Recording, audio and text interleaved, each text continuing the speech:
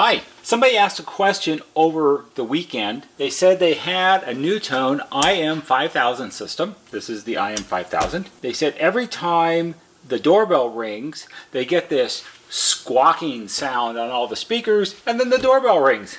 And they wanted to know if there was something they could do about it because it's annoying and they don't like it. I was going to answer it, and then I thought, yeah, it'd be easier to do a video and show you about this because there is a solution to this, and it's one of those small things that, like a lot of times, I think everybody knows, but in reality, maybe they don't.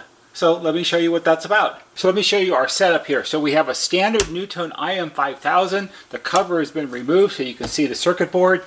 We have a Chime module right here mounted down in the little holder in the bottom right hand corner of the chassis.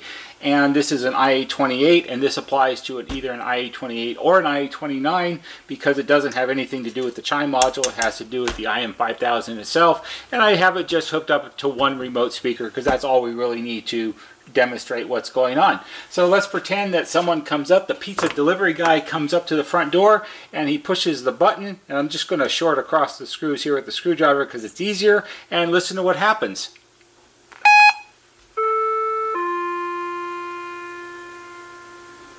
And we'll do that one more time.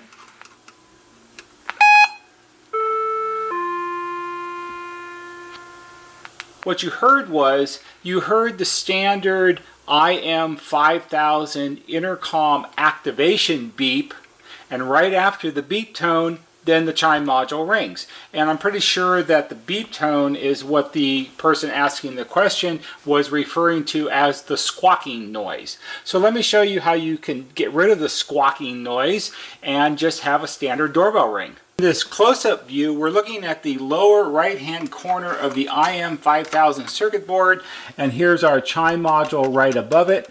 Nothing's moved from the last shot. On the corner of the IM5000 circuit board, there's a little slide switch right here, and under the slide switch, on one side of the switch it says audio, and on the other side of the switch it says INT.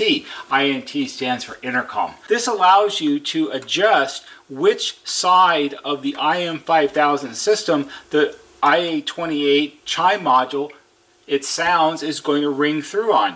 It can either ring through on the intercom side, or it can ring through on the audio or music side of the system. The switch is set to the intercom position. The incoming tones from the Chime module are treated as if it's another remote station, just like all the other remote stations on your IM5000 system, and it activates the intercom circuitry first, and that's why you get the intercom beep tone to alert you that an intercom call is coming in, and then it allows the Chime module to ring.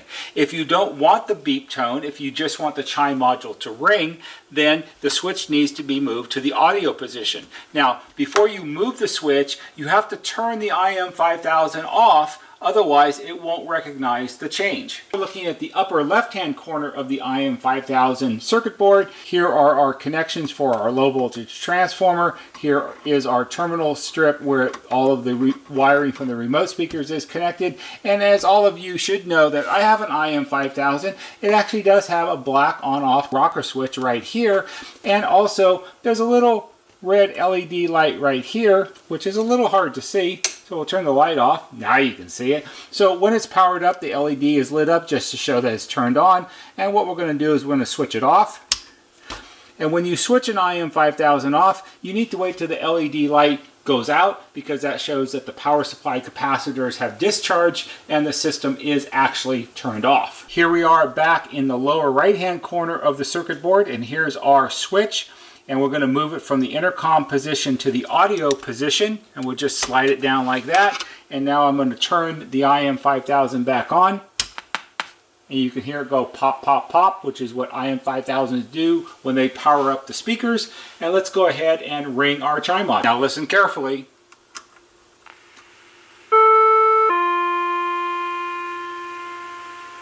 No more beep tone. Why? Because the Chime module is now ringing through on the music side of the IM5000 system. It's not being treated as if it was an incoming intercom call, so it just rings. There's another advantage to having it set to the audio position also, is that you can now control the Chime volume on a room by room basis. We're looking at the front of an IS515 remote inside station. You have two different volume control adjustments on every station on your IM5000 system. You have the right hand column, which is intercom volume up and down, and on the left you have music volume up and down. On earlier 515 systems, instead of saying music, it'll say radio, but it's the same thing. So now we can raise and lower the chime volume by raising and lowering the music volume in each room. So let's ring it at where it was set before.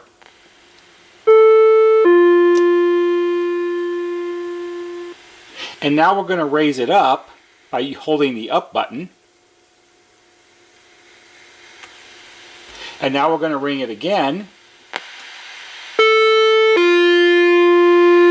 So it's much louder. And now we're going to lower it down. And we'll hold it down long enough for it to go, should be all the way to 0.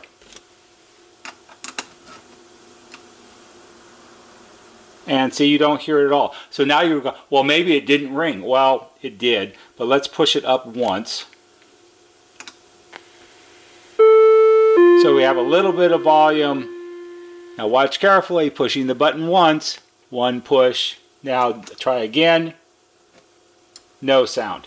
So the advantage of this, having the chime module ring through on the music side of the system, is that you can adjust the chime volume room by room or station by station. And for instance, if you have a station in your garage where maybe it's noisy because you're working on things, or maybe you have a backyard patio station and you have a big backyard, you can turn up the chime volume in those locations and have the normal volume through the rest of the house so you have a better chance of hearing it. Or likewise, maybe you've got a little one down for a nap and you don't want them to be bothered by that annoying Amazon delivery guy that hits the doorbell button, drops the package, and runs off so fast that you never see him. You can turn the chime volume down in the baby's room to 0 and the baby won't wake up. And there's nothing wrong with that. That's how you get rid of the squawking tone when somebody rings the chime module on your NuTone IM5000. This does not apply to the IM5006. It doesn't have a switch like that. And on the 5006 system, since it has a radio and a cassette player built into it, the chime modules ring through on the audio side regardless. That's why there's no switch. It's just the way it was designed. So there's a little tip. I hope that helps you out. I hope you found this interesting and helpful. If you did, please give it a big thumbs up on YouTube because that always helps. There'll be a banner right here that shows you how to subscribe. Go to our YouTube homepage, click on the bell or on the wheel, put in your email address, and every time we post a new video, you'll get a notification and you can watch it. Who knows what you're going to learn? That's all for today. See you on the next video.